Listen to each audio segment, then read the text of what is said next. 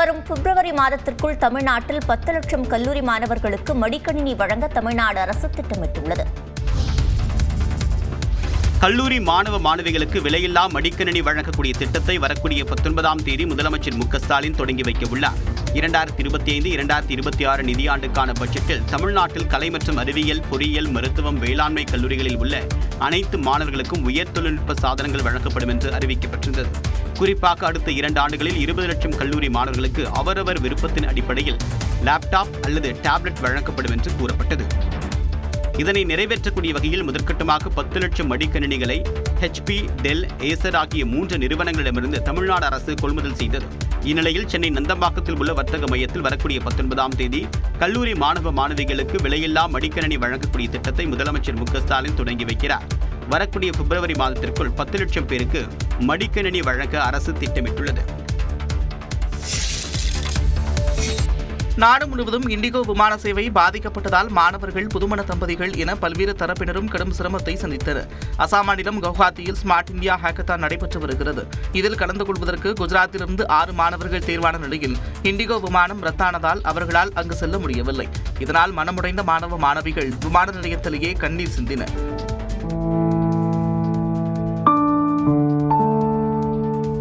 पूरा जो मेहनत थी, हमने पूरा 6-7 महीने जो प्रोजेक्ट के पीछे मेहनत की थी वो सारी वेस्ट हो गई है. मतलब अब हमारे पास कोई और वे नहीं है, वापस घर जाना पड़ रहा है. और ये अपॉर्चुनिटी बहुत कम बार मिलती है. मतलब कई बार तो बच्चों को 3-3 साल तक इसमें पार्ट लेना पड़ता है, लेकिन फिर भी वो सिलेक्ट नहीं होते हैं. हम पहले अटेम्प्ट में सिलेक्ट हो गए थे, लेकिन फ्लाइट डिले होने के कारण कैंसिल हो जाने के कारण जो है हम नहीं जा पा रहे हैं अभी. இதேபோன்று ஒடிஷா மாநிலம் புவனேஸ்வரில் திருமணமான புதுமண தம்பதி மேற்கு வங்கத்தில் நடைபெறவுள்ள தங்கள் வரவேற்பு நிகழ்ச்சியில் கலந்து கொள்ள முடியாமல் தவித்தனர். விமானங்கள் ரத்து செய்யப்பட்டதை அறிந்து திருமணம் முடிந்த கையோடு உடை கூட மாற்றாமல் புதுமண தம்பதி பதற்றத்துடன் விமான நிலையம் வந்தனர். அச்சப்பட்டபடியே அவர்களின் விமானமும் ரத்து செய்யப்பட்டதால் வரவேற்பு நிகழ்ச்சிக்கு எப்படி செல்வது என்று தெரியாமல் குழம்பி நிற்கின்றனர். நாடு முழுவதும் விமான கட்டணம் பல மடங்கு உயர்ந்துள்ள நிலையில் விமான கட்டணத்திற்கான உச்சவரம்பை மத்திய அரசு நிர்ணயித்துள்ளது. அதன்படி 500 கிலோமீட்டருக்குள் இயக்கப்படும் விமான பயணத்திற்கு அதிகபட்சமாக 7,500 ரூபாயும், 500 முதல் 1000 கிலோமீட்டருக்குள் இயக்கப்படும் விமானங்களுக்கு 12,000 ரூபாயும் வசூலிக்கலாம் என தெரிவிக்கப்பட்டுள்ளது. 1000 முதல் 1500 கிலோமீட்டர் தொலைவிற்கு 15,000 ரூபாயும், 1500 கிலோமீட்டருக்கு மேல் இயக்கப்படும் விமான பயணத்திற்கு 18,000 ரூபாய் வரை வசூலிக்கலாம் என்றும் விமான போக்குவரத்து துறை அமைச்சகம் உத்தரவிட்டுள்ளது. இந்த கட்டண வரம்பு பிசினஸ் கிளாஸ் எனப்படும் வசதியான பிரிவு டிக்கெட்டுகளுக்கு பொருந்தாது எனவும் தெரிவிக்கப்பட்டுள்ளது. புதிதாக பரிந்துரைக்கப்பட்ட கட்டண விதிகளை பின்பற்றாவிட்டால் கடும் நடவடிக்கை எடுக்கப்படும் எனவும் மத்திய விமான போக்குவரத்து அமைச்சகம் எச்சரிக்கை விடுத்துள்ளது.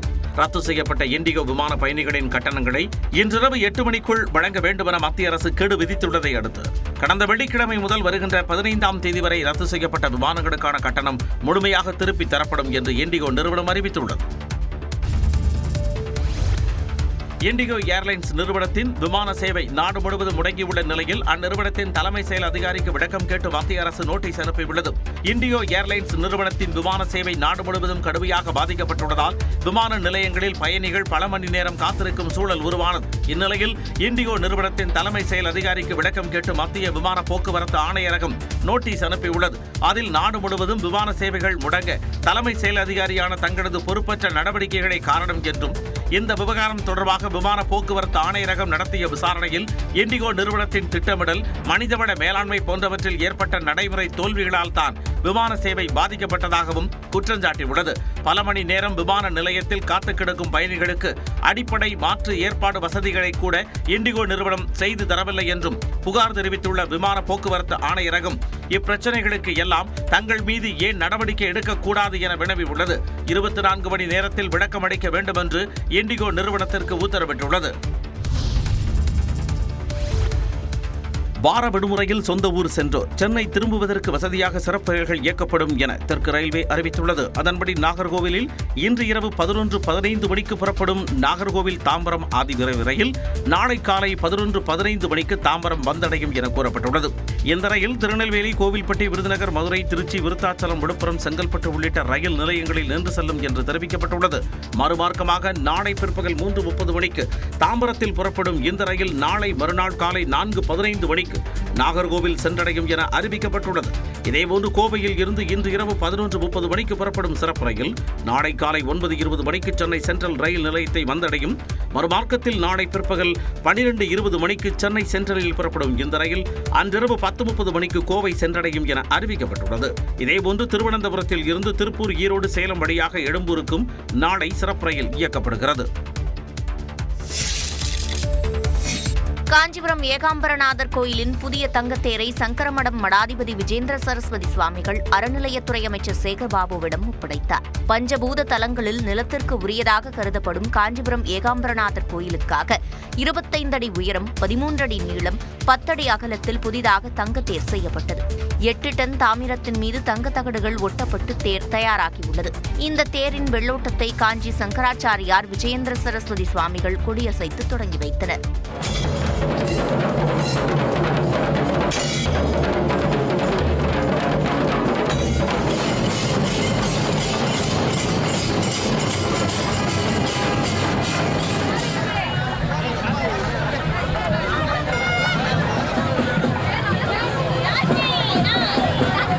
இந்த தேர் சங்கரமடத்தின் மடாதிபதி விஜயேந்திர சரஸ்வதி சுவாமிகள் முன்னிலையில் இந்து சமய அறநிலையத்துறை அமைச்சர் சேகர்பாபுவிடம் ஒப்படைக்கப்பட்டது.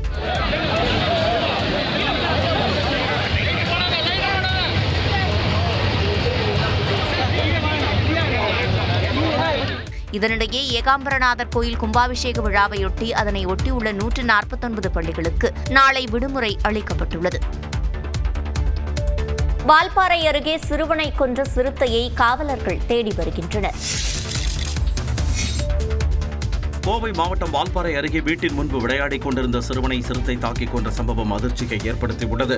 வால்பாறை அருகே உள்ள ஐயர்பாடியில் உள்ள தனியார் தேயிலை தோட்டத்தில் புலம்பெயர் தொழிலாளர்களான ரோஜா பலி, சஜிதா பேகம் தம்பதி பணியாற்றி வருகின்றனர். அதன் அருகே உள்ள குடியிருப்பில் தங்களின் 5 வயது மகனான சைஃபில் அலோனுடன் வசித்து வருகின்றனர். இந்நிலையில் வனப்பகுதியில் இருந்து வெளியேறிய சிறுத்தை ஒன்று வீட்டின் அருகே விளையாடிக் கொண்டிருந்த 5 வயது சிறுவனான சைஃபில் அலோனை தாக்கி தேயிலை தோட்டத்திற்குள் இழுத்துச் சென்றது. இதை கண்ட அப்பகுதி மக்கள் உடனடியாக வனத்துறையினருக்கு தகவல் அளித்தனர். இதையடுத்து சம்பவ இடத்திற்கு விரைந்த வால்பாறை வன அலுவலர்கள் மற்றும் அப்பகுதி மக்கள் இணைந்து சிறுவனை தேடும் பணியில் ஈடுபட்டனர். 1 மணி நேர தேடுதலுக்கு பிறகு தேயிலை தோட்டத்திற்குள் சிறுவனின் உடலை வனத்துறையினர் மீட்டனர். சிறுத்தை நடமாட்டத்தை கண்காணிக்க தொடங்கியுள்ள வனத்துறையினர் அப்பகுதியில் வசிக்கும் யாரும் வீட்டை விட்டு வெளியேற வேண்டாம் என அறிவுறுத்தியுள்ளனர். சில மாதங்களுக்கு முன்பும் புலம்பெயர் தொழிலாளர்களின் குழந்தையை சிறுத்தை தாக்கிக் கொன்று தேயிலை தோட்டத்திற்குள் இழுத்துச் சென்றது. அதேபோல தற்பொழுதும் 5 வயது சிறுவனை சிறுத்தை தாக்கி எடுத்துச் சென்ற சம்பவம் அங்கு வசிக்கும் மக்களை அதிர்ச்சியில் உறைய வைத்துள்ளது. தென்னாப்பிரிக்காவிற்கு எதிரான 3வது ஒருநாள் போட்டியில் வெற்றி பெற்ற இந்திய அணி ஒருநாள் தொடரை கைப்பற்றி அசத்தியுள்ளது. 2 டெஸ்ட், 3 ஒருநாள் மற்றும் 5 T20 போட்டிகள் கொண்ட தொடரில் விளையாட தென்னாப்பிரிக்க அணி இந்தியா வந்துள்ளது. டெஸ்ட் தொடரில் 2-0 என இந்தியாவை சொந்த மண்ணில் தென்னாப்பிரிக்கா வீழ்த்தியது. ஒருநாள் தொடரில் இரு அணிகளும் தலா ஒரு போட்டியில் வெற்றி பெற்றிருந்ததால் வெற்றியாளரை நிர்ணயிக்கும் 3வது போட்டி நேற்று விசாகப்பட்டினத்தில் நடைபெற்றது. முதலில் பேட்டிங் செய்த தென்னாப்பிரிக்க அணி டிகாக்கின் அதிரடி சதத்தால் 270 ரன்களை சேர்த்தது. இந்தியா தரப்பில் பிரசித் கிருஷ்ணா மற்றும் குல்தீப் யாதவ் தலா 4 விக்கெட்டுகளை வீழ்த்தினர். இதையடுத்து களமிறங்கிய இந்திய அணியில் தொடக்க வீரர்களான ஜெய்ஷ்வால் மற்றும் ரோஹித் சர்மா நங்கூரம் போல நிலைத்து நின்று விளையாடினர். இதனால் 61 பந்துகள் எஞ்சியிருந்த நிலையில் 271 ரன்களை எட்டிய இந்தியா 9 விக்கெட்டுகள் வித்தியாசத்தில் அபார வெற்றி பெற்றது. அசத்தலாக சதமடித்து கடைசி வரை ஆட்டமிழக்காமல் 116 ரன்களை விளாசிய இளம் வீரரான ஜெய்ஷ்வால் ஆட்ட நாயகன் விருதை வென்றார். ரோஹித் சர்மா 75 ரன்கள் சேர்த்த நிலையில் கடந்த 2 ஒருநாள் போட்டிகளில் சதம் விளாசிய விராட் கோலி 65 ரன்களுடன் ஆட்டமிழக்காமல் இருந்தார். 3 போட்டிகளில் 302 ரன்கள் குவித்த விராட் கோலி இதுவரை யாரும் செய்யாத சாதனையாக 20வது முறையாக தொடர் நாயகன் விருதை வென்றார். மதுரையில் முதலமைச்சர் முன்னிலையில் இன்று நடைபெறும் முதலீட்டாளர் மாநாட்டில் 36,660 கோடி ரூபாய் அளவிற்கு முதலீட்டு ஒப்பந்தங்கள் கையெழுத்தாக உள்ளன.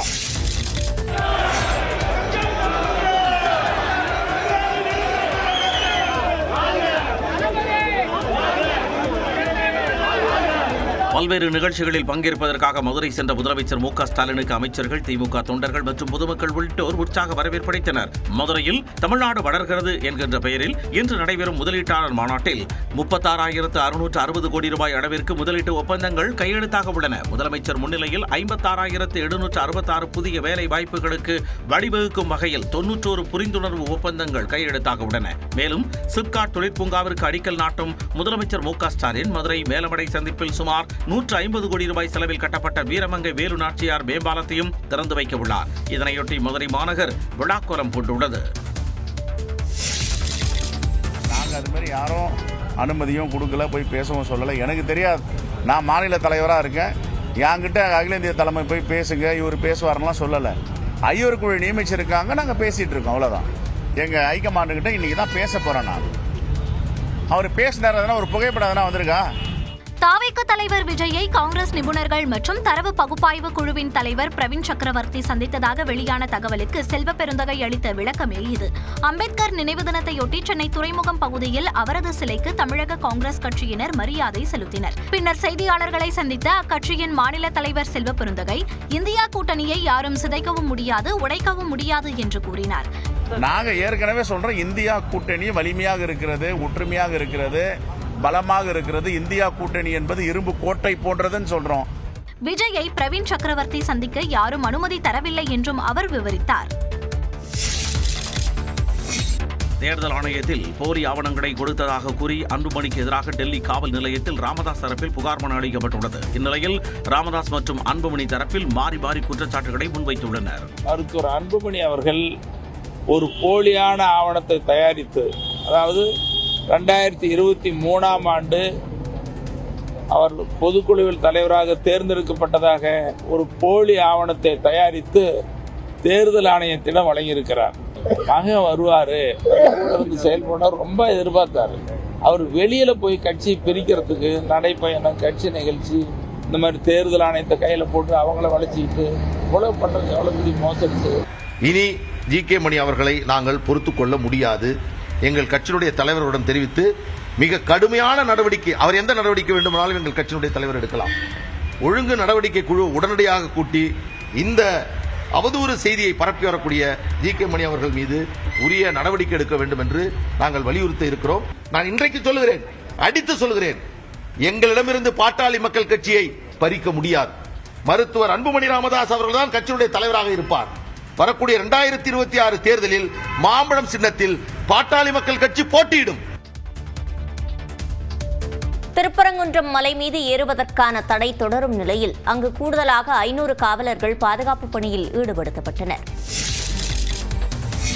திருப்பரங்குன்றம் மலையில் பக்தர்கள் ஏறுவதற்கு தொடர்ந்து தடை நீடிக்கும் நிலையில் சுமார் 1000 காவலர்கள் பாதுகாப்பு பணியில் ஈடுபட்டுள்ளனர். கார்த்திகை தீபத்தன்று திருப்பரங்குன்றத்தில் வழக்கத்திற்கு மாறாக மலை உச்சியில் உள்ள தீபத்தூணில் தீபம் ஏற்ற உயர்நீதிமன்ற நீதிபதி ஜி.ஆர். சுவாமிநாதன் உத்தரவிட்டார். இது தொடர்பான மேல்முறையீட்டு வழக்குகள் விசாரணையில் இருக்கும் நிலையில் திருப்பரங்குன்றம் மலை மீது பக்தர்கள் ஏறுவதற்கு தடை விதிக்கப்பட்டுள்ளது.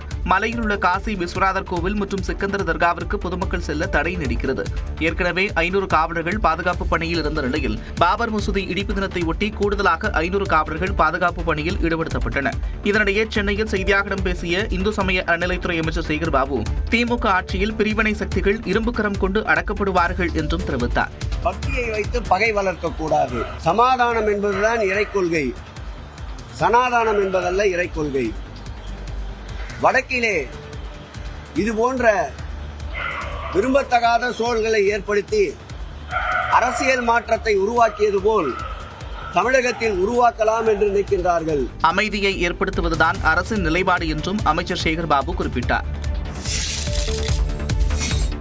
அயோத்தியை போல தமிழ்நாடு மாறுவதில் தவறு இல்லை என பாஜக மாநில தலைவர் நயினார் நாகேந்திரன் கூறியதற்கு நாடாளுமன்ற திமுக குழு தலைவர் கனிமொழி பதிலடி கொடுத்துள்ளார். சென்னையில் செய்தியாளர்களிடம் பேசிய நயினார் நாகேந்திரன், திருப்பரங்குன்றத்தில் மதக்கலவரம் ஏற்படும் என கூறுவதற்கு எந்த முகாந்திரமும் இல்லை எனவும், தமிழ்நாடு அயோத்தி போல மாறுவதில் என்ன தவறு இருக்கிறது எனவும் வினவினார். அயோத்தி இந்தியாவில் தானே இருக்கு, அயோத்தி இங்கிலாந்துலயோ ஐரோப்பாலோ இல்லையே, அயோத்தியில் இந்தியா தானே இருக்கு. ஆனால் அயோத்தி மாதிரி வரதில் தப்பதில்லை. அந்த தர்கா சம்பந்தப்பட்டவர்களோ எந்த இஸ்லாமியர்களும் ஒரு தீர்ப்பு அங்கே எதிராக ஒருத்தர் கூட சொல்லலை. இதில் மத கலவரம் வர்றதுக்கு எந்த விதமான முகாந்திரம் இல்லை. இதற்கு எக்ஸ் பக்கத்தில் பதிலடி கொடுத்துள்ள திமுக நாடாளுமன்ற குழு தலைவர் கனிமொழி எந்த அயோத்தியை போல தமிழ்நாடு மாற வேண்டும் என கேள்வி எழுப்பியுள்ளார். கடந்த மக்களவைத் தேர்தலில் RSS பாஜகவை படுதோல்வி அடைய செய்து மக்கள் தூக்கி எறிந்த ஃபைசாபாத் தொகுதியில் உள்ள அயோத்தியை போலவா எனவும் வினவியுள்ளார். ஃபைசாபாத் தொகுதி போலதான் தமிழ்நாடு பல ஆண்டுகளாக இருந்து வருவதாகவும் கனிமொழி குறிப்பிட்டுள்ளார்.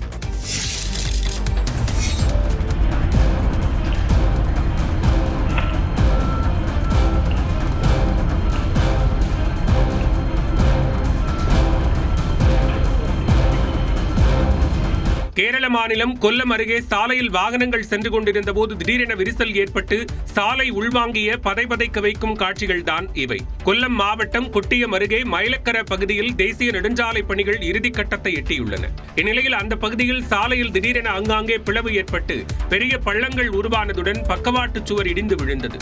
அதேபோன்று அணுகு சாலையில் வாகனங்கள் சென்று கொண்டிருக்கும் போது திடீரென பள்ளங்கள் ஏற்பட்டன. அந்த வழியாக சென்று கொண்டிருந்த வாகனங்கள் ஆபத்தான நிலையில் சிக்கிக் கொண்டன.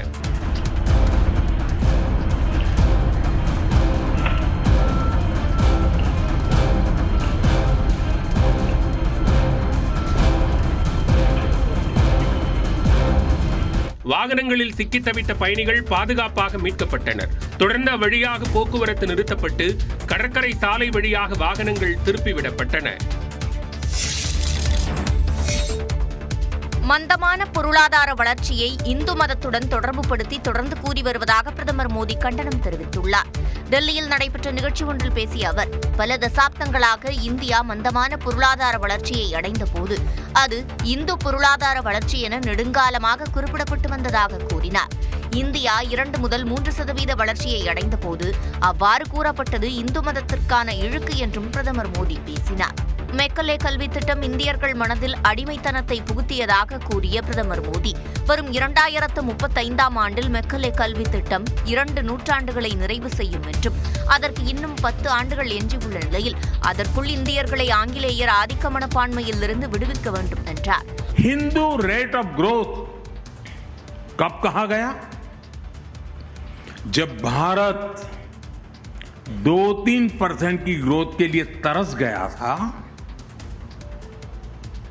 आपको क्या लगता है? உலக நாடுகள் பலவும் பொருளாதாரத்தில் பின்தங்கிய நிலையில் இந்தியா வளர்ச்சியின் பாதையில் சென்று கொண்டிருப்பதாகவும் பிரதமர் மோடி தெரிவித்தார்.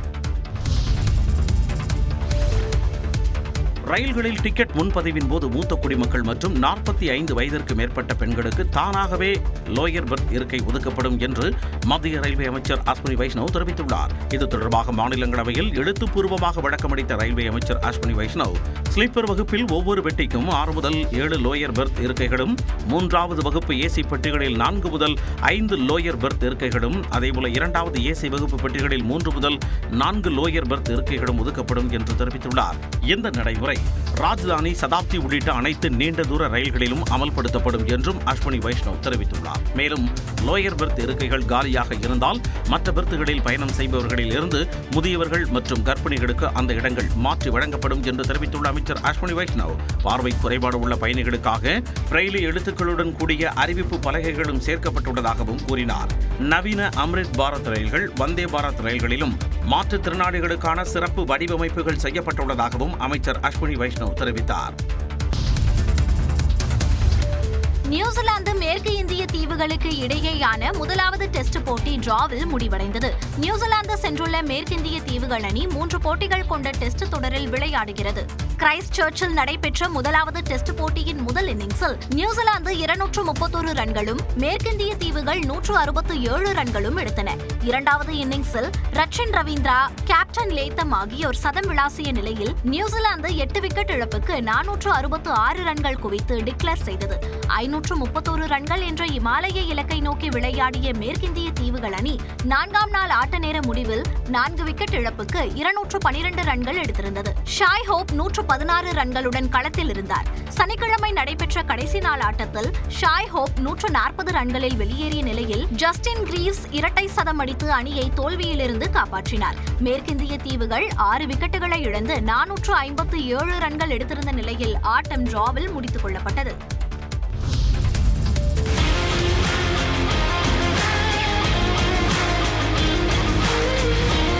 உலகக்கோப்பை கேரம் போட்டியில் கீர்த்தனா 3 தங்கப் பதக்கங்களையும் காசிமா 1 தங்கம் உட்பட 3 பதக்கங்களையும் அள்ளியுள்ளனர்.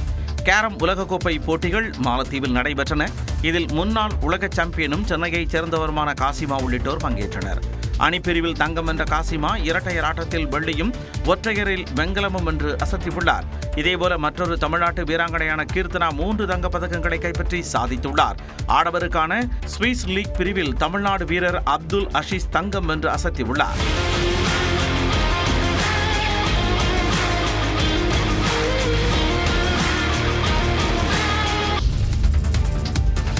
உயர்கல்வியில் மொழியை திணிக்கக்கூடாது என்று கல்வியாளர் ஜெயபிரகாஷ் காந்தி வலியுறுத்தியுள்ளார்.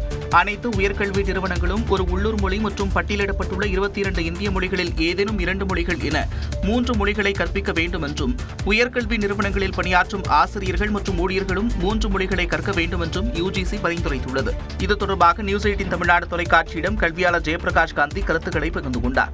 எந்த ஒரு மொழியும் என்ஃபோர்ஸ் பண்ணக்கூடாது, ஃபோர்ஸ் பண்ணக்கூடாது. அதுவும் ஹையர் லெவல் எஜுகேஷனில் இன்னைக்கு இருக்கிற செயற்கை நுண்ணறிவில் ஒரு லாங்குவேஜை எப்படி வேணால் கற்றுக்கலாம். அதாவது கற்றுக்கணும்னு அவசியம் கூட கிடையாது. அதாவது நம்ம ஈவன் டெலிஃபோனில் நம்ம ஒரு மொழியில் பேசும்போது ஆட்டோமேட்டிக்காக அடுத்த மொழியில் டிரான்ஸ்லேட் பண்ணுற அளவுக்கு இன்றைக்கி AI டூல்ஸ்லாம் வந்துருச்சு. வட இந்தியாவில் தமிழ் கற்றுக் கொடுக்க வசதிகள் இருக்கின்றனவா என்றும் அவர் கேள்வி எழுப்பினார். அந்த அளவுக்கு ஃபர்ஸ்ட் இன்ஃப்ராஸ்ட்ரக்சர் வேணும், கிளாஸ் ரூம் வேணும், டீச்சர்ஸ் வேணும், ஒரு அடிஷ்னல் லாங்குவேஜ். இப்போ நாங்கள் என்ன சொல்கிறோம் அப்படின்னா, இதே ஒரு நார்த் இந்தியாவில் ஒரு மாணவன் அவங்க ஹிந்தியை தாண்டி ஒரு தமிழ் மொழியோ, தெலுங்கு மொழியோ, மலையாளமோ, ஒடிசாவோ இதெல்லாம் கற்றுக்கிறதுக்கு வாய்ப்பு இருக்குமா? கண்டிப்பாக இருக்கிறதுக்கு வாய்ப்புகள் கம்மி தான். UGCயின் பரிந்துரை நடைமுறை சிக்கல்களை ஏற்படுத்தும் எனவும் ஜெயபிரகாஷ் காந்தி குறிப்பிட்டார். கல்லூரிகளில் ஹிந்தியை திணிக்கும் முயற்சியை பல்கலைக்கழக மானியக்குழு கைவிட வேண்டும் என்று நாடாளுமன்ற திமுக குழுவின் தலைவர் கனிமொழி வலியுறுத்தியுள்ளார். உயர்கல்வி நிறுவனங்களில் மேலும் ஒரு இந்திய மொழி கற்போம் திட்டத்தை செயல்படுத்த வேண்டும் என்று UGC அறிவுறுத்தியுள்ளது. இதற்கு நாடாளுமன்ற திமுக குழுவின் தலைவர் கனிமொழி கண்டனம் தெரிவித்துள்ளார். இது தொடர்பாக தமது எக்ஸ் பக்கத்தில் நியூஸ் 18 தமிழ்நாடு செய்தியை பகிர்ந்துள்ள அவர், தங்களுக்கு பிடித்த மொழியை தேர்ந்தெடுத்து கற்பது உயர்கல்வி பயிலும் மாணவர்களின் விருப்பம் என்றும், இந்திய மொழியோ அல்லது உலகின் மற்ற மொழியோ அதை தேர்ந்தெடுத்து படிப்பதற்கான சுதந்திரத்தை அளித்தால்தான் அவர்களின் கல்விக்கு அது துணையாக அமையும் எனவும் கூறியுள்ளார். 3வது மொழி என்னும் பெயரில் பள்ளிகளில் ஹிந்தியை திணிப்பதைப் போல கல்லூரிகளிலும் திணிக்கும் முயற்சியை கைவிட வேண்டும் எனவும் அவர் வலியுறுத்தியுள்ளார்.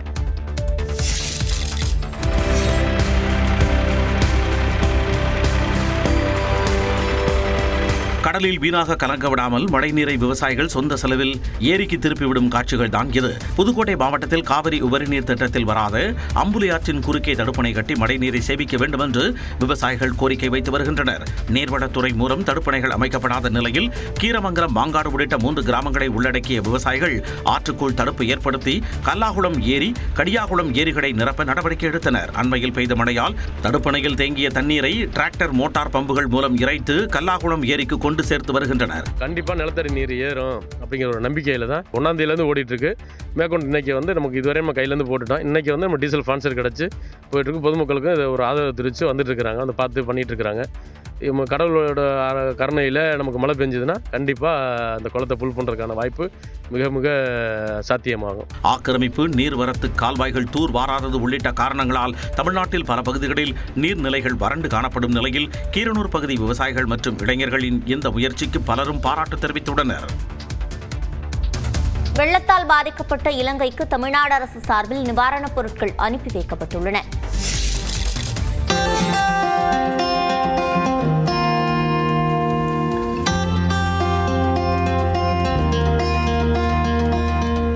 டிட்வா புயலால் பாதிக்கப்பட்ட இலங்கை வாழ் மக்களுக்கு நிவாரணப் பொருட்களை அனுப்பக்கூடிய கப்பலை முதலமைச்சர் மு க ஸ்டாலின் கொடியசைத்து தொடங்கி வைத்தார். இலங்கையில் மழை வெள்ளத்தில் பாதிக்கப்பட்ட மக்களுக்கு மத்திய அரசுடன் இணைந்து அத்தியாவசிய நிவாரண உதவிப் பொருட்கள் அனுப்பப்படும் என்று முதலமைச்சர் மு க ஸ்டாலின் அறிவித்திருந்தார். அந்த வகையில் முதற்கட்டமாக 1,19,77,000 ரூபாய் மதிப்புள்ள நிவாரணப் பொருட்கள் தமிழ்நாடு அரசு சார்பாக கப்பல் மூலமாக இலங்கைக்கு அனுப்பப்பட்டன. அந்த கப்பலை சென்னை துறைமுகத்திலிருந்து முதலமைச்சர் மு க ஸ்டாலின் கொடியசைத்து தொடங்கி வைத்தார். தலா 300 மெட்ரிக் டன் எடை கொண்ட சர்க்கரை, பருப்பு வகைகள், தலா 5000 புடவைகள், வேஷ்டிகள் இலங்கைக்கு அனுப்பி வைக்கப்பட்டன. 10,000 போர்வைகள், 25 மெட்ரிக் டன் பால் பொருட்கள் உள்ளிட்டவையும் இலங்கையின் திரிகோணமலைக்கு அனுப்பி வைக்கப்பட்டன. இது தவிர தூத்துக்குடி துறைமுகத்திலிருந்து சர்க்கரை, பருப்பு பொருட்கள் என்று சுமார் 2 கோடி ரூபாய் மதிப்புள்ள நிவாரணப் பொருட்கள் தமிழ்நாடு அரசு சார்பில் மற்றொரு கப்பல் மூலமாக அனுப்பி வைக்கப்பட்டன. இதனிடையே தமிழ்நாடு அரசின் இந்த நிவாரண உதவிக்கு இலங்கை தொழிலாளர் காங்கிரஸ் கட்சியின் தலைவர் செந்தில் தொண்டைமான் நன்றி தெரிவித்துள்ளார். மதத்தை வைத்து தமிழ்நாட்டில் காலூன்ற பாஜக முயற்சிப்பதாக துணை முதலமைச்சர் உதயநிதி ஸ்டாலின் விமர்சித்துள்ளார். விழுப்புரம் மாவட்டம் விக்கிரவாண்டி அருகே உள்ள சிந்தாமணியில் முன்னாள் முதலமைச்சர் கருணாநிதியின் 8 அடி உயர வெண்கல சிலையை உதயநிதி திறந்து வைத்தார். பின்னர் நிகழ்ச்சியில் உரையாற்றிய அவர் திருப்பரங்குன்றம் விவகாரத்தில் பாஜக அரசியல் செய்வதாக சாடினார். ஒன்றிய பாஜக அரசு தமிழ்நாட்டு மக்கள் தமிழ்நாட்டுக்குள்ள தங்களை அனுமதிக்க மாட்டேங்கிறாங்கன்னு தெரிஞ்சு இன்னைக்கு மதத்தை வைத்து அரசியல் செய்து எப்படியாவது தமிழ்நாட்டுக்குள்ள தடம்பை கால் வைத்து விடலாமா என்று யோசித்துக் கொண்டிருக்கிறார்கள், முயற்சி செய்து கொண்டிருக்கிறார்கள். கருப்பு சிவப்பு கரவேட்டி கட்டியிருக்க கடைசி தொண்டை இருக்கிற வரைக்கும் சங்கி கூட்டத்தை தமிழ்நாட்டுக்குள்ள என்றைக்கும் நாம அனுமதிக்க மாட்டோம். தமிழ்நாட்டு மக்களும் அதற்கு அனுமதிக்க மாட்டாங்க. அதிமுகவுக்கு மீண்டும் வாய்ப்பு கொடுத்தால் தமிழ்நாட்டை பாஜகவிடம் விற்று விடுவார்கள் என்றும் அவர் காட்டமாக விமர்சித்தார். இன்றைக்கு பாஜகவுடைய அடிமையாக அதிமுக செயல்பட்டுக் கொண்டிருக்கிறது. பாஜக என்ன திட்டத்தை கொண்டு வந்தாலும் அதை செயல்படுத்துவதிலேயே, அதற்கு ஆமாசாமி போடுவதிலேயே இன்றைக்கு அதிமுகவினர் குறியாக இருக்கின்றார்கள். குறிப்பாக எதிர்க்கட்சி தலைவர் திரு எடப்பாடி பழனிசாமி அவர்கள் இன்று அண்ணா திராவிட முன்னேற்ற கழகத்தை என்பதை மறந்து அது ஒரு அமித்ஷா திராவிட முன்னேற்ற கழகமாகவே மாறி இருக்கிறது என்றால் அந்த அளவுக்கு அமித்ஷாவுடைய அடிமைகளாக இன்னைக்கு அதிமுகவினர் மாறி இருக்கிறாங்க. இன்னும் 3 மாதங்களில் தேர்தல் வரும்போது பாஜகவுக்கும் எடப்பாடி பழனிசாமிக்கும் மக்கள் பதில் கூறுவார்கள் என்றும் உதயநிதி ஸ்டாலின் தெரிவித்தார். சட்டமன்ற தேர்தல் நெருங்குவதால் தான் திருப்பரங்குன்றம் விவகாரத்தை பாஜக கையில் எடுத்திருப்பதாக நாம் தமிழர் கட்சியின் ஒருங்கிணைப்பாளர் சீமான் விமர்சித்துள்ளார். கோவையில் செய்தியாளர்களிடம் பேசிய அவர், கடவுளை கடன் கொடுத்த தமிழ் இனத்திடம் வந்து கடவுள் வழிபாடு பற்றி பாஜகவினர் சொல்லிக் கொடுப்பது சிரிப்பாக இருப்பதாக கூறினார். பக்கத்தில் இருக்க மலையெல்லாம் குவாரின்னு வெட்டி ஏற்றும் போது வாய மூடிட்டு இருக்கிறவங்க இந்த மலை மேலே திடீர்னு விளக்கேற்றுவார். இன்னைக்கு தான் முருகன் கண்ணுக்கு தெரியுதா? முருகன் நேற்று தோன்றிய இறையா? இத்தனை நாள் எங்கே இருந்தாங்க? போன ஆண்டு இந்த விளக்கு ஏற்ற வரல, அதுக்கு முந்தின ஆண்டு ஏற்ற வரல. ஏன்னா 2 மாசத்துல தேர்தல் வருது. ஒற்றுமையாக இருக்கக்கூடிய தமிழ் சமூகத்தில் பிளவு ஏற்படுத்த பாஜக முயற்சிப்பதாகவும் சீமான் சாடினார்.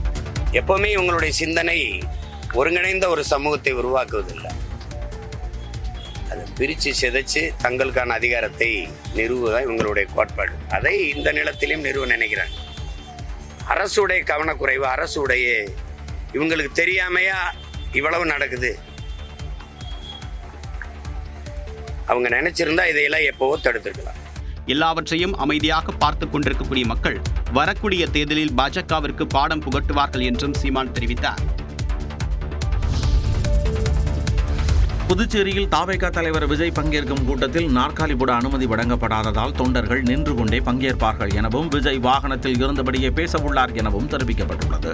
புதுச்சேரி உப்படம் துறைமுக வளாக மைதானத்தில் வரும் 9ஆம் தேதி காலை 10:30 மணி முதல் நண்பகல் 12:30 மணிக்குள் விஜய் பரப்புரை மேற்கொள்ள காவல்துறை அனுமதி வழங்கியுள்ளது.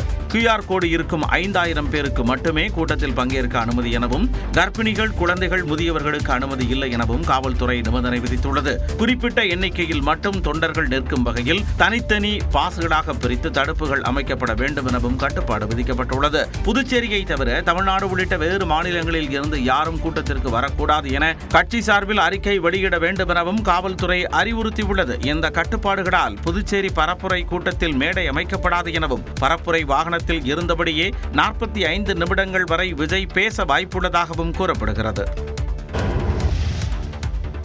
நாகர்கோவில் ரயில் நிலையத்தில் கடத்தப்பட்ட வடமாநில தம்பதியின் 3 வயது பெண் குழந்தையை சில மணி நேரத்தில் காவல்துறையினர் மீட்டனர். மத்திய பிரதேசத்தைச் சேர்ந்த ரஞ்சன், முஸ்கான் தம்பதி நாகர்கோவில் கோட்டாரில் நடைபெற்ற தேவாலய திருவிழாவில் பலூன் வியாபாரம் செய்தனர். திருவிழா முடிந்து சொந்த ஊருக்கு புறப்பட ரயில் நிலையத்தில் காத்திருந்த நிலையில் அவர்களிடம் உணவு வாங்கி கொடுத்து உதவுவதாக கூறி ஒருவர் வந்து பேச்சு கொடுத்ததாக கூறப்படுகிறது. அவரை நம்பி தங்களின் 3 வயது மகள் சாராவை ரஞ்சன், முஸ்கான் தம்பதி அனுப்பி வைத்ததாக சொல்லப்படுகிறது.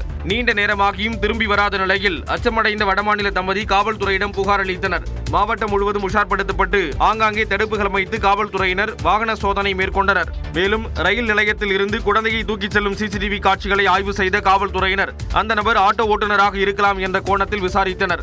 அப்பகுதி ஆட்டோ ஓட்டுநர்களிடம் நடத்திய விசாரணையின் அடிப்படையில் கடத்தப்பட்ட சில மணி நேரங்களுக்குள் குழந்தை பத்திரமாக மீட்கப்பட்டது. குழந்தையை கடத்தியதாக யோகேஷ்குமார் என்பவரை கைது செய்து காவல்துறையினர் விசாரணை மேற்கொண்டு வருகின்றனர்.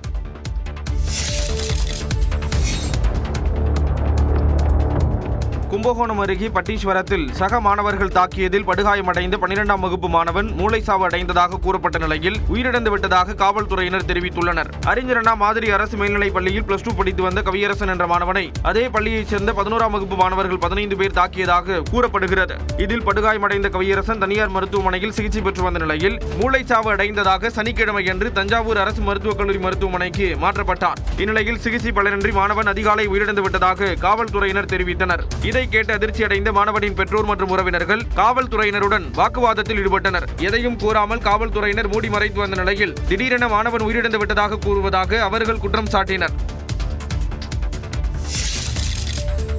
புதுச்சேரியில் தடுப்பூசி போட்டதால் 3 மாத குழந்தை உயிரிழந்ததாக புகார் எழுந்துள்ளது. புதுச்சேரி கரியமாணிக்கம் கிராமத்தைச் சேர்ந்த அருண் நதியா தம்பதி தங்களின் 3 மாத ஆண் குழந்தைக்கு நெட்டப்பாக்கம் அரசு ஆரம்ப சுகாதார நிலையத்தில் கடந்த வியாழக்கிழமை தடுப்பூசி போட்டுள்ளனர். இந்நிலையில் வெள்ளிக்கிழமையன்று குழந்தையின் உடல் நலம் பாதிக்கப்பட்டு மூச்சுவிட சிரமப்படுவதாக சுகாதார நிலையத்திற்கு பெற்றோர் தூக்கிச் சென்றுள்ளனர். அப்போது குழந்தையை பரிசோதித்த செவிலியர்கள் பிரச்சனை எதுவும் இல்லை என்று கூறி திருப்பி அனுப்பியுள்ளனர். ஆனால் வீட்டிற்கு சென்ற சிறிது நேரத்தில் குழந்தையின் உடல்நிலை மோசமடைந்து செயலற்ற நிலைக்கு சென்றதால் பதறிய பெற்றோர் மீண்டும் அதே ஆரம்ப சுகாதார நிலையத்திற்கு சென்றபோது குழந்தை இறந்துவிட்டதாக கூறியுள்ளனர். செவிலியர்களின் அலட்சியமே இறப்புக்கு காரணம் என குழந்தையின் குடும்பத்தினர் போராட்டம் நடத்தினர். என் பையன் உயிராக இருக்கும்போதே நாங்கள் தூக்கின்னு போனோம். அப்போ ஒழுங்கான ட்ரீட்மெண்ட் பண்ணாமல் அலட்சியமாக என்ன பண்ணிட்டாங்க, ஒன்றும் இல்லைம்மா குழந்தைக்கு நீங்கள் வீட்டுக்கு தூக்கின்னு போமான்னு ஒரு அலட்சியமான ஒரு பதில் சொல்கிறாங்க. குழந்தைய காட்டுமா என்ன ஆச்சு ஏதாச்சுன்னு பிபி செக் பண்ண மாட்டாங்க, குழந்தைக்கு என்ன ஆச்சுன்னு பார்க்க மாட்டாங்க. கிராம பகுதிகளில் உள்ள அரசு ஆரம்ப சுகாதார நிலையங்களில் காலை 8 மணி முதல் பிற்பகல் 2 மணி வரை மட்டுமே மருத்துவர்கள் நியமிக்கப்பட்டுள்ளதால் இதுபோன்று தொடர்ந்து உயிரிழப்புகள் நேரிடுவதாகவும் 24 மணி நேரமும் மருத்துவர்கள் இருக்கும் வகையில் அரசு நடவடிக்கை எடுக்க வேண்டும் என்றும் உயிரிழந்த குழந்தையின் உறவினர்கள் கோரிக்கை விடுத்துள்ளனர்.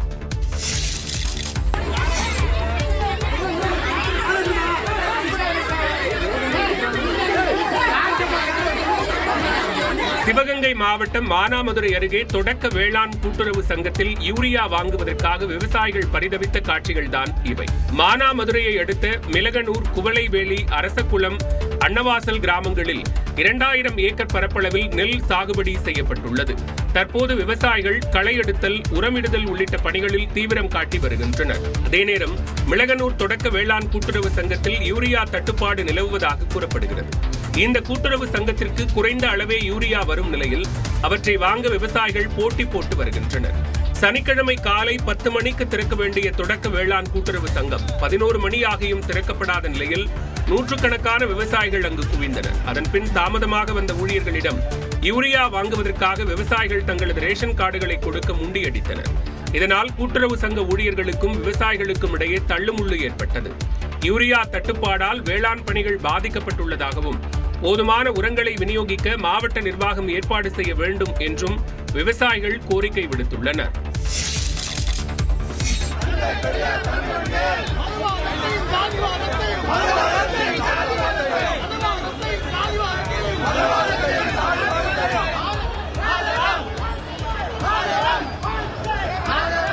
சென்னை திருவொற்றியூரில் அம்பேத்கர் சிலைக்கு பாஜக கொடியுடன் சென்று மரியாதை செலுத்தக்கூடாது என்று தமிழிசைக்கு விசிகவினர் எதிர்ப்பு தெரிவித்ததால் பரபரப்பு ஏற்பட்டது. அம்பேத்கரின் நினைவு தினத்தையொட்டி திருவொற்றியூர் டோல்கேட் அருகே உள்ள அவரது சிலைக்கு அரசியல் கட்சியினர் மாலை அணிவித்து மரியாதை செலுத்தினர். விடுதலை சிறுத்தைகள் கட்சியினர் பலரும் மேல தாளங்களுடன் சென்று மாலை அணிவித்த நிலையில் பாஜக மூத்த தலைவர் தமிழிசையும் மரியாதை செலுத்த வந்தார். அப்போது அவரது ஆதரவாளர்கள் பலரும் கையில் பாஜக கொடி வைத்திருந்த நிலையில் அவற்றை ஏந்தியவாறு அம்பேத்கருக்கு மாலை அணிவிக்க கூடாது என விசிகவினர் எதிர்ப்பு தெரிவித்தனர். இதனால் இரு தரப்பினருக்கும் இடையே வாக்குவாதம் ஏற்பட்டது.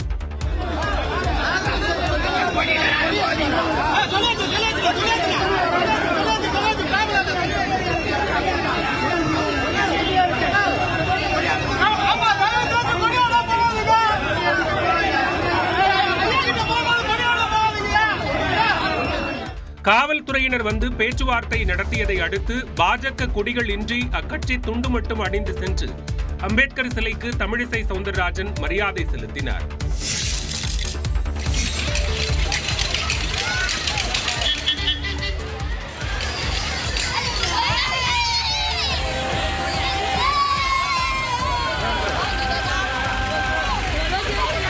பாமக தலைவர் அன்புமணியின் மனைவியும் பசுமை தாயகம் அமைப்பின் தலைவருமான சௌமியா அன்புமணி தொடங்கிய மகளிர் உரிமை மீட்பு பயணத்தில் இடம்பெற்ற விளையாட்டுப் போட்டிகள்தான் இவை.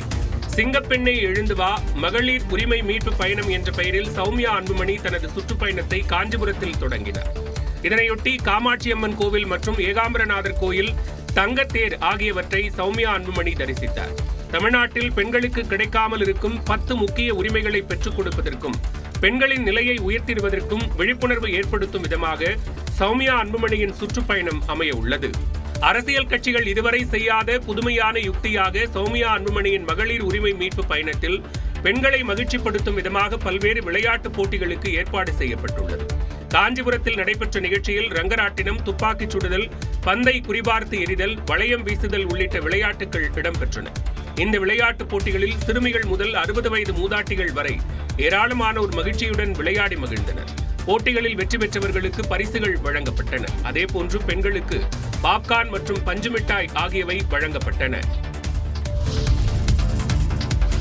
குழந்தைகளை எந்த சூழ்நிலையிலும் கடைச்சரக்காக கருதக்கூடாது என்று அறிவுறுத்தியுள்ள உயர்நீதிமன்றம் அவர்களின் விருப்பங்களுக்கும் முன்னுரிமை வழங்க வேண்டும் என்று கருத்து தெரிவித்துள்ளது.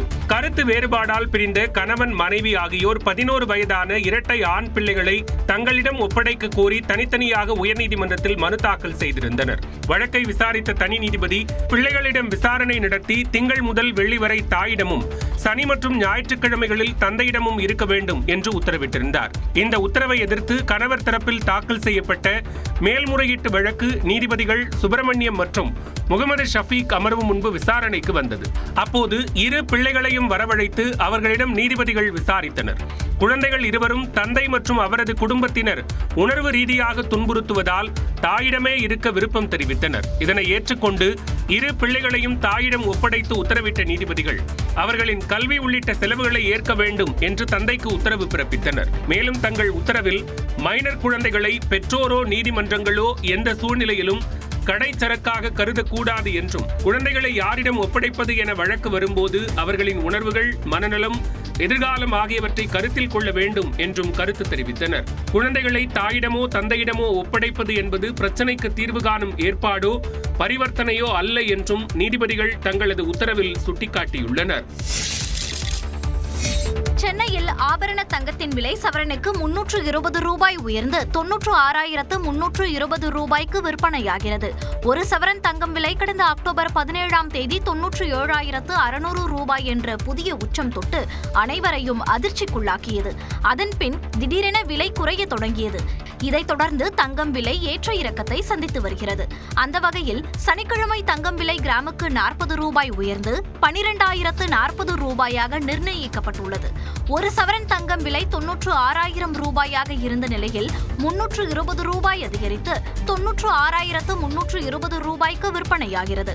தங்கம் போன்ற வெள்ளி விலையும் அதிகரித்துள்ளது. வெள்ளி விலை கிராமுக்கு 3 ரூபாய் உயர்ந்து 199 ரூபாய்க்கும், கிலோவுக்கு 3,000 ரூபாய் உயர்ந்து 1,99,000 ரூபாய்க்கும் விற்பனையாகிறது. சமத்துவ சமுதாயமே லட்சியம் என கூறிய முதலமைச்சர் மு.க.ஸ்டாலின் ஆதிக்கமற்ற சமுதாயத்தை உருவாக்க பாடுபடுவோம் என்று உறுதியளித்துள்ளார். சென்னை கோட்டூர்புரத்தில் உள்ள அண்ணா நூற்றாண்டு நூலகத்தில் முதலமைச்சரின் தாயுமானவர் திட்ட விரிவாக்கம் மற்றும் கல்வி சுயதொழில் சார்ந்த அரசு நலத்திட்ட உதவிகள் வழங்கும் நிகழ்ச்சி நடைபெற்றது. இதில் கலந்து கொண்டு பேசிய முதலமைச்சர் மு.க.ஸ்டாலின் கல்விதான் ஒரு சமுதாயம் வளர்வதற்கான அடிப்படை என்று கூறினார். எல்லாருக்கும் எல்லாம் கிடைக்கணும், எல்லாரும் சமமா வாழக்கூடிய சமுதாயத்தை சமத்துவ சமுதாயமாக அமையணும், இதுதான் நம்முடைய லட்சியம். அந்த இலக்கை அடைய நம்ம திராவிட மாடல் அரசும் இந்த முத்துவேல் கருணாநிதி ஸ்டாலினும் என்றும் துணையாக இருப்போம். புரட்சியாளர் அம்பேத்கர், தந்தை பெரியார், பேரறிஞர் அண்ணா, தலைவர் கலைஞர் கனவு கண்ட ஆதிக்கமற்ற சமுதாயத்தை அமைத்தே தீருவோம். மாணவர்கள் பட்டப்படிப்போடு நிறுத்தாமல் ஆராய்ச்சி படிப்புகளையும் மேற்கொள்ள வேண்டும் என்றும் முதலமைச்சர் மு.க.ஸ்டாலின் அறிவுறுத்தினார். தேர்தல் நெருங்குவதால் திருப்பரங்குன்றம் விவகாரத்தில் திமுக அரசியல் செய்வதாக சந்தேகம் எழுகிறது என்று அதிமுக முன்னாள் அமைச்சர் செல்லூர் ராஜு குற்றம் சாட்டியுள்ளார். நாங்கள் அண்ணன் தம்பியா மதுரையில் பழகிட்டு இருக்கோம்ப்பா. எங்கள் ஜாதியே எங்களுக்கு கிடையாது, மதம்லாம் கிடையாது. இதில் என்னன்னா இந்த அரசாங்கம் இந்த தேர்தல் நேரத்தில் இதை ஒரு மத பிரச்சாரமாக எடுத்துக்கொண்டு செய்கிறாங்களோ என்ற சந்தேகம் வருது. பாஜக இந்த தேர்தலில் ரொம்ப வெளிப்படையாக ஆதரிக்கிறீங்களா சார்? அதெல்லாம் ஆதரிக்கிறேன். அப்படியெல்லாம் அப்படின்னா அது மனிதாபிமானம். எங்கள் கழக நிர்வாகிலாம் போனாங்களா? அங்கே இருக்க கழக நிர்வாகிலாம் வந்தாங்களா அந்த தீபை ஏற்றுறதுல? தமிழ்நாட்டில் மத நம்பிக்கை உடையவர்களால் எந்த விதத்திலும் பதற்றம் ஏற்படாது என்று தமிழ் மாநில காங்கிரஸ் கட்சியின் தலைவர் ஜி.கே. வாசன் தெரிவித்துள்ளார். தமிழக அரசு பதற்றம் என்ற பெயரிலே அவர்கள் நடுநிலையோடு செயல்படாதது மிகுந்த வருத்தத்தையும் வேதனையும் ஏற்படுத்துகிறது. இதற்கு தேர்தல் காரணமாகத்தான் இருக்கக்கூடும் என்று சாதாரண மக்களே சந்தேகப்படுகிறார்கள். தமிழ்நாடு அரசு உள்நோக்கத்துடன் செயல்பட்டது என்பதில் தனக்கு மாற்று கருத்து இல்லை என்றும் ஜி.கே. வாசன் குறிப்பிட்டார். கடந்த 2021 சட்டமன்ற தேர்தலில் வாக்காளர்களுக்கு பணம் கொடுத்ததாக முன்னாள் அமைச்சர் வளர்மதியின் மகன் மீது பதிவு செய்யப்பட்ட வழக்கை ரத்து செய்து சென்னை உயர்நீதிமன்றம் உத்தரவிட்டுள்ளது. 2021 சட்டமன்ற தேர்தலில் சென்னை ஆலந்தூர் தொகுதியில் முன்னாள் அமைச்சர் வளர்மதி போட்டியிட்டார். அப்போது வாக்காளர்களுக்கு பணம் கொடுத்ததாக வளர்மதியின் மகன் மூவேந்தனுக்கு எதிராக பரங்கிமலை காவல் நிலையத்தில் வழக்கு பதிவு செய்யப்பட்டது. இந்த வழக்கு ஆலந்தூர் நீதிமன்றத்தில் நிலுவையில் இருந்த நிலையில் அதனை ரத்து செய்ய கோரி மூவேந்தன் தரப்பில் சென்னை உயர்நீதிமன்றத்தில் முறையிடப்பட்டது. இந்த வழக்கு நீதிபதி A.T. ஜெகதீஷ் சந்திரா முன்பு விசாரணைக்கு வந்தபோது மனுதாரர் தரப்பில் ஆஜரான வழக்கறிஞர் தமிழ்ச்செல்வன் அரசியல் காழ்ப்புணர்ச்சி காரணமாக இவ்வழக்கு தொடுக்கப்பட்டதாக வாதிட்டார். 2 ஆண்டுகள் தாமதமாக குற்றப்பத்திரிகை தாக்கல் செய்துள்ளதால் வழக்கை ரத்து செய்ய வேண்டும் என்றும் குறிப்பிட்டார். இதனை ஏற்றுக்கொண்ட நீதிபதி மூவேந்தன் மீதான வழக்கை ரத்து செய்து உத்தரவிட்டார். இலங்கை நீதிமன்றத்தால் விடுதலை செய்யப்பட்ட நாகப்பட்டினம் மீனவர்கள் 31 பேர் 3 வாரங்கள் ஆகியும் தாயகம் திரும்ப முடியாமல் தவித்து வருகின்றனர். கடந்த மாதம் 3ஆம் தேதி கோடியக்கரைக்கு மீன்பிடிக்க சென்ற நாகப்பட்டினத்தைச் சேர்ந்த 31 மீனவர்கள் எல்லை தாண்டியதாக கூறி இலங்கை கடற்படையினரால் கைது செய்யப்பட்டனர். இவர்களை விசாரித்த இலங்கை பருத்தித்துறை நீதிமன்றம் கடந்த 17ஆம் தேதி விடுதலை செய்தது. ஆனால் தற்போது வரை அவர்கள் தாயகம் திரும்பவில்லை. இது தொடர்பாக வீடியோ வெளியிட்டுள்ள மீனவர்கள் யாழ்ப்பாணம் சிறையில் இருந்ததை விட இந்திய தூதரகத்தில் பெரும் இன்னல்களை சந்தித்து வருவதாக குற்றம் சாட்டியுள்ளனர். யாழ்ப்பாண சிறையில் இருந்ததை விட இங்க கொடுக்குறாங்க எங்களுக்கு அதிகமான நாள். இங்க நடக்கிற கொடுமையெல்லாம் நான் வீடியோல சொல்ல முடியாது. அந்த மாதிரியெல்லாம் நடக்குது. அதெல்லாம் மனசுல வச்சுட்டு தான் இருக்கிறோம். இங்க சாப்பாடு ஒரு காலையில ஒரு டீ ஒரு பிரெட், மதியானம் சின்ன பிள்ளை கொடுக்குற மாதிரி சாப்பாடு. இதெல்லாம் எனக்கெல்லாம் 10 பத்தாது. நைட்ல 3 பரோட்டா, இந்த சைஸ்ல பரோட்டா 10 பத்தாது. தூங்க இடம் கிடையாது. பார்த்து கொஞ்சம் ஹெல்ப் பண்ணுங்க ஐயா. இது தொடர்பாக நாகப்பட்டினம் மாவட்ட மீன்வளத்துறை அதிகாரிகளிடம் கேட்டபோது இலங்கையில் புயல் பாதிப்பால் அசாதாரண சூழல் நிலவுவதால் மீனவர்களை தாயகம் கொண்டு வருவதில் சிக்கல் நீடிப்பதாக விளக்கம் அளித்துள்ளனர். இந்நிலையில் இலங்கையில் தவிக்கும் 31 மீனவர்களை தாயகம் அழைத்து வர துரித நடவடிக்கை எடுக்குமாறு அவர்களின் உறவினர்கள் கோரிக்கை விடுத்துள்ளனர். கோவையில் கல்லூரி மாணவி கூட்டு பாலியல் வன்கொடுமை வழக்கில் கைதான 3 பேர் மீது குண்டர் தடுப்புச் சட்டம் பாய்ந்துள்ளது. கோவையில் கடந்த நவம்பர் 2ஆம் தேதி ஆண் நண்பருடன் பேசிக் கொண்டிருந்த கல்லூரி மாணவியை 3 பேர் கூட்டு பாலியல் வன்கொடுமை செய்தனர். இந்த வழக்கில் சிவகங்கை மாவட்டத்தைச் சேர்ந்த கருப்பசாமி, காளீஸ்வரன், தவசி ஆகிய 3 பேரை காவல்துறையினர் சுட்டுப்பிடித்தனர். இவ்வழக்கில் விரைந்து செயல்பட்ட காவல்துறையினர் ஒரே மாதத்திற்குள் குற்றப்பத்திரிகையையும் தாக்கல் செய்தனர். இந்நிலையில் 3 பேர் மீதும் குண்டர் சட்டத்தின் கீழ் வழக்கு பதிவு செய்து கோவை மாநகர காவல் ஆணையர் நடவடிக்கை மேற்கொண்டுள்ளார். இதற்கான ஆவணங்களை சிறையில் உள்ள 3 பேரிடமும் காவல்துறையினர் ஒப்படைத்தனர். விஜயின் ரோட் ஷோ தற்போதைய சூழலுக்கு தவிர்க்கப்படுவதாகவும் ஈரோட்டில் தனியார் இடத்தில் மக்கள் சந்திப்பை நடத்த திட்டமிட்டுள்ளதாகவும் தவிக நிர்வாகக் குழு தலைமை ஒருங்கிணைப்பாளர் செங்கோட்டையன் தெரிவித்துள்ளார்.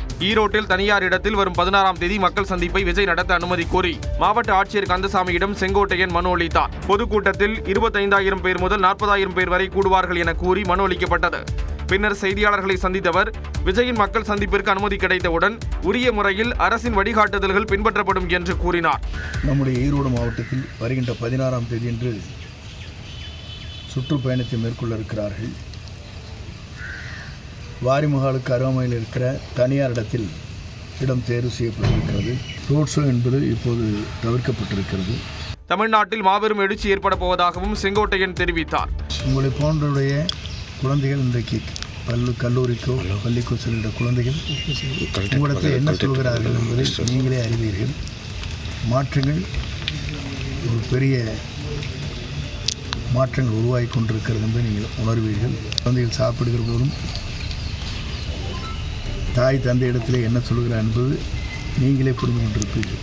ஈரோடு கூட்டத்தில் முன்னாள் அமைச்சர்கள் யாராவது தவேகாவில் இணைவார்களா என்ற கேள்விக்கு பொறுத்திருந்து பாருங்கள் என செங்கோட்டையன் பதிலளித்தார்.